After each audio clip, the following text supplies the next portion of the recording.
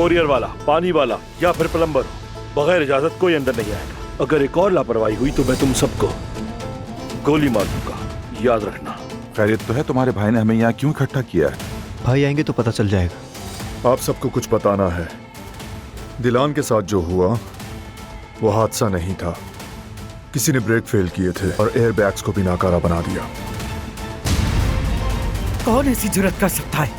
तुमसे एक काम है मुझे। सिक्योरिटी कैमरे की रिकॉर्डिंग में एक आदमी है जो घर पानी पहुंचा रहा था। वो आदमी कौन है, कहाँ रहता है, मुझे सारी मालूमात चाहिए। उन्होंने पानी वाले की फुटेज ढूंढ ली है, उसका पता तलाश कर रहे हैं। देखते हैं क्या ढूंढ पाते हैं वो। बच्चों, मैं कहीं डिस्टर्ब तो नहीं कर रही? अम्मी खुश आमदीद। शिफ्ट में कीमती पत्थर रखने वाले मुलाजिम का एतराफ इस यूएसबी में है बॉस। तो सबिया से बारान पर लगाई गई तहमत की फुटेज ले ली है तुमने? हाँ, अब जब सबिया हमारे रास्ते से हट गई है तो हम अपना काम शुरू कर सकते हैं।